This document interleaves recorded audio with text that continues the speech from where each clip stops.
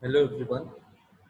Today we are going to discuss about a parasite causing sleeping sickness and the disease known as trypanosomiasis. These are the details about its classification, where the phylum is Sacromastigophora, subphylum is Mastigophora,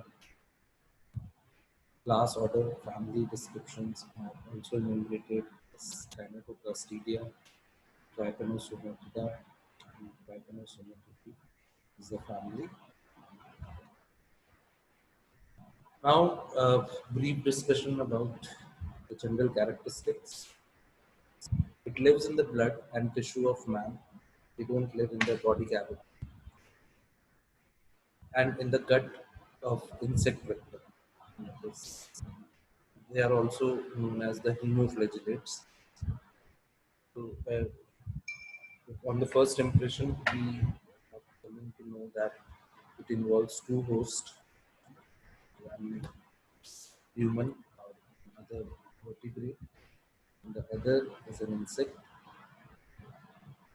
About its cellular structure, they have single nucleus, kinetoplast, and a single flagellum. The kinetoplast will have a steeping characteristic, which is adjacent dot-like blepharoplast.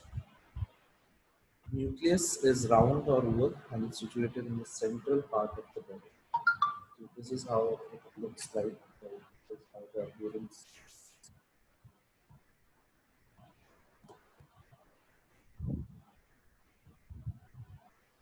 Based on the position and arrangement of flagella, it has four morphological states: hemastigote, promastigote, epimastigote, and trypomastigote. So, about the parasite, so they will exist in two or more of these four morphological states. So, they have four variations based on the number and position and arrangement of flagellas: amastigote, promastigote, epimastigote, and trypomastigote. So, these are the names. We'll have a briefing about these later.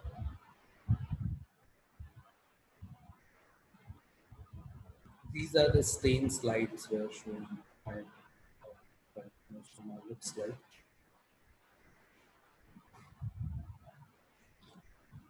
All members of the family have similar life cycle. There is one point that no matter what the species of trypanosoma is, they almost have similar cycles.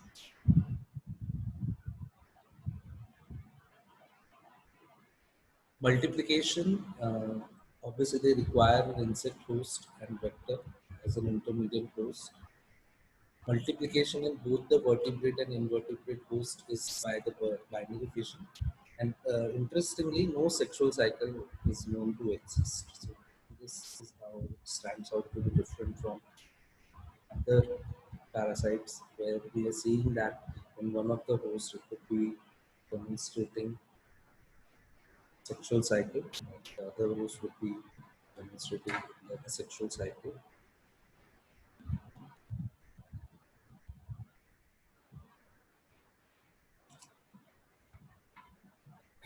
So they do have six genuses, a family of Trypanosoma.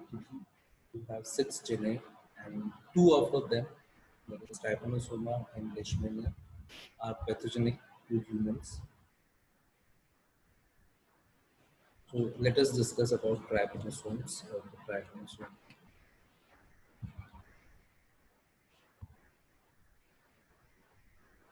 All members of the genus Trypanosoma exist in trypanomasticote stage at some time in their life cycle. Some trypanosomes, the Trypanosoma cruzi, assume a mastigote form in the vertebrate host. They also show polymorphism. Polymorphism is exhibition of different shapes and sizes. So, they can show different shapes. A single organism showing different forms, so they do show polymorphism. So they have two hosts. Trypanosoma pass their life cycle in two hosts, that is vertebrate host and invertebrate the insect vector. So vertebrate host is a definitive host, whereas insect vector is an intermittent host. So point to remember here, in both of these type of reproduction or the multiplication process could be asexual one. During incubation period, the parasite undergoes development and multiplication in the vector. That is when they will be incubated in the definite host. So that the parasite undergo division and development in the vector. And in vector, what are the chances of how does it looks like? They are classified into two groups according to the mode of development. So in vector also they will have variation, or that is Cellivaria. The trypanosome migrate to mouth part of the vector. Infection is transmitted by their bite, that is inoculative transmission, and Stercoraria, that is the posterior station. The trypanosome migrate to the hindgut and passed in the feces. Stercoraria transmission, that is Trypanosoma cruzi. So the two different variations of trypanosoma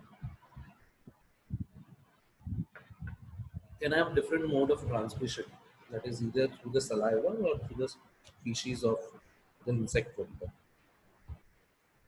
So trypanosomes infecting man. The trypanosoma cruzi complex causing African trypanosomiasis, that is sleeping sickness. Its subspecies Trypanosoma cruzi gambensi causing West African sleeping sickness, and rhodesiensis causing East African sleeping sickness. We have Trypanosoma cruzi causing South American trypanosomiasis or Chagas disease, and Trypanosoma rengeli, a non-pathogenic trypanosome causing human infection. So we have these three variations of it. All of them almost causing the sleeping sickness type of symptoms. Let us start with Trypanosoma cruzi, West African trypanosomiasis. It was first isolated in 1901 by Paul. The name Trypanosoma gambensi was proposed by Dalton in 1902. It is endemic in West and Central Africa. Its habitat, they live in man and other vertebrate hosts. They are parasites of connective tissue. Obviously, they might be termed as the hemoflagellates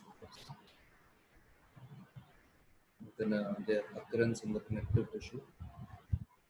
Now, about their morphological feature, vertebrate forms.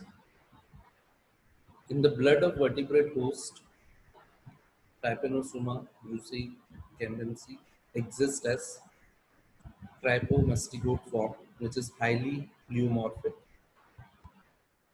It occurs as a long, slender form, a stumpy, short, broad form with attenuated or absent flagella, and an intermittent form.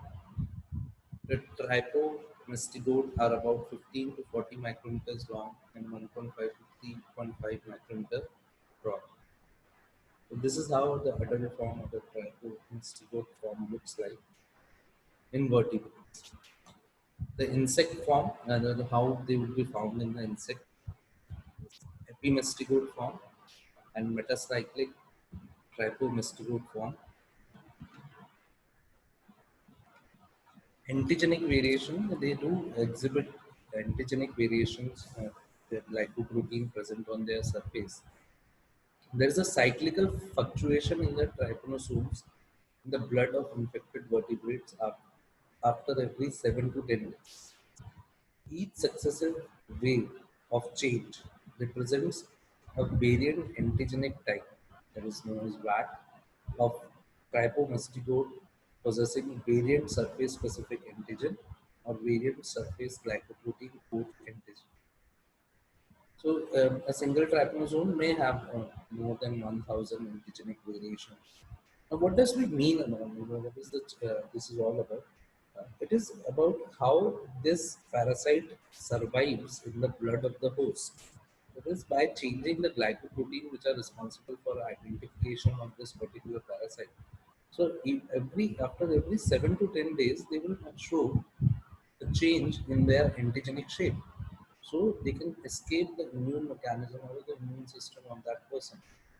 So this change, uh, hypomestigo variant, and due to this change, what will happen is that they will survive the immune system. Now let us discuss about its life cycle. Trypanosoma brucei canadensis passes its life cycle in two hosts. Like we know, that is the vertebrate is a vertebrate host. And in our case, we are more concerned about the man. And the invertebrate host or intermittent host is tsetse fly. Both male and female tsetse fly of Glossina species are capable of transmitting the disease to human. The infective form is the metacyclic form. So, what is the metacyclic form? We have seen in insect, it exists in two forms, epimestigote and metacyclic trypomestigote form. What we have is the metacyclic form is the infective form. How what is the mode of transmission? So here it's different. It's the bite of the mosquito, and which mosquito? It could be both male and female tsetse fly. And also sometimes the congenital transmission has also been reported for this from the if the mother is infected, then the delivering child might also possess the same infection. There are certain reservoirs, like man is the only reservoir, although pigs and other domestic animals can act as a chronic asymptomatic carrier of the parasite. So this is the life cycle. Let us start with the man, the definitive host. As you can see, the first form entering into the man is metacyclic tryponomastigode form. It transforms into long slender form, multiplies by binary fission, that is the intermediate form. Then it converts into a short stumpy form, invades the bloodstream. So where this all would be occurring, as we see in the connective tissue, and from the connective tissue they will enter into the blood. Now this short stumpy form ingested by the tsetse fly during the blood meal, and that will enter into the midgut, develop into a long slender trypomestigote, multiply and migrate either to salivary gland or to the anal region. The epimestigote form multiply and divide into metacyclic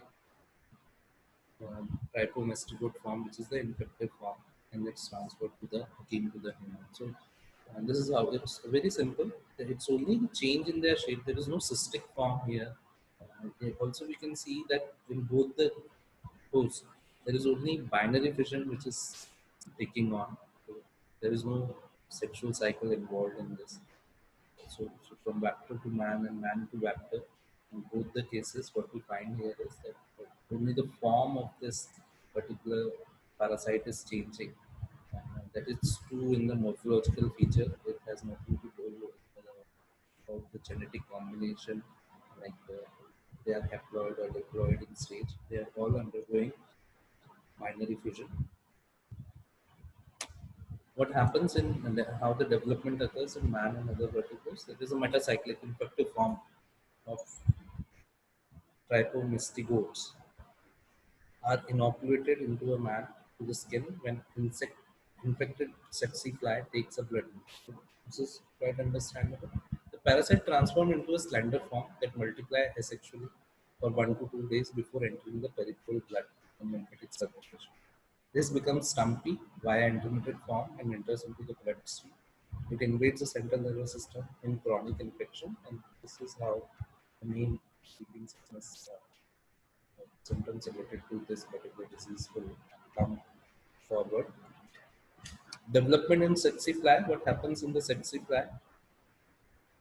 In the midgut of the fly, short stumpy trypanomastigote, which was consumed from the blood meat of the human, develops into a long, slender form and multiply.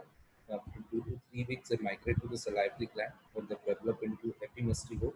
will multiply and fill the cavity of the gland and eventually transform into an infective metacyclic trypanosoma. Development of infective stage within the sepsi fly requires 25 to 50 days.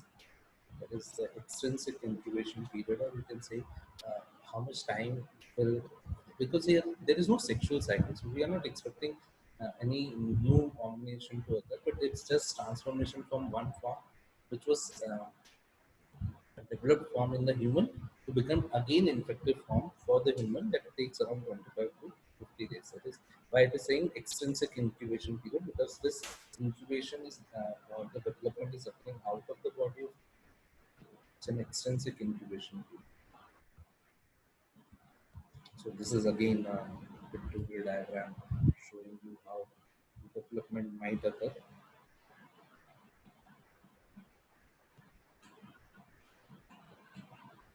So in humans, we can say that the tsetse fly takes a blood meal and injects metacyclic trypanomestigo. These injected trypanomestigo transforms into the bloodstream into trypanomestigo and carried to the other side. They multiply by binary fission in various body fluids.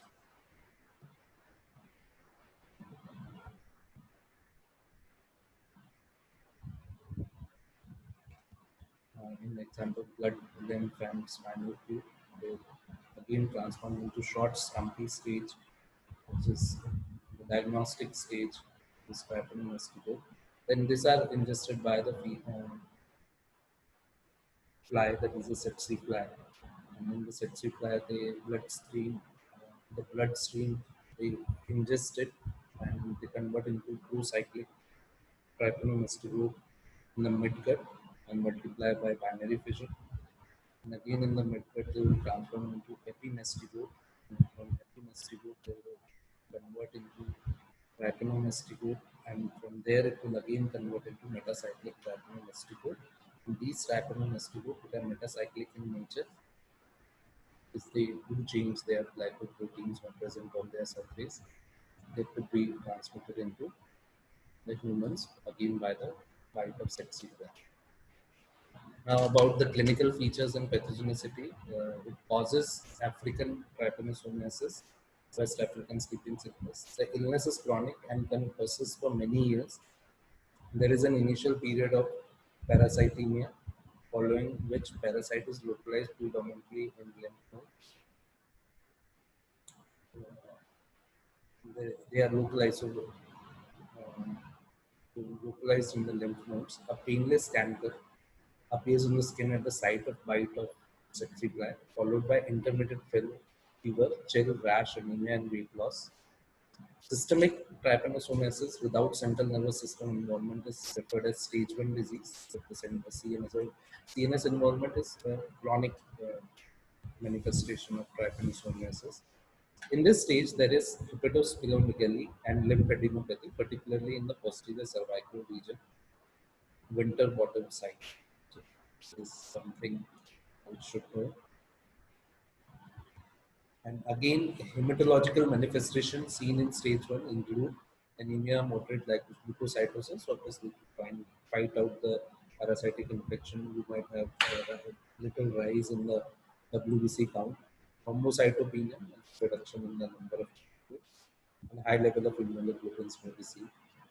Stage 2 disease involve invasion of central nervous system. With this, the sleeping sickness starts. It is marked by increasing headache, mental dullness, apathy, and daytime sleepiness. So I know many of you can relate to the daytime sleepiness, but be sure you are not infected with trypanosoma. It is the class which is responsible for your sleepiness. There is infiltration of the brain and spinal cord and neuronal degeneration. This infiltration causes dullness, and that dullness eventually leads into daytime sleepiness. Abnormalities can be seen in the CSF that include raised intracranial pressure, pleocytosis. Pleocytes are present there and they show increase in number, and raised total protein concentration. The patient falls into coma followed by death from asthenia.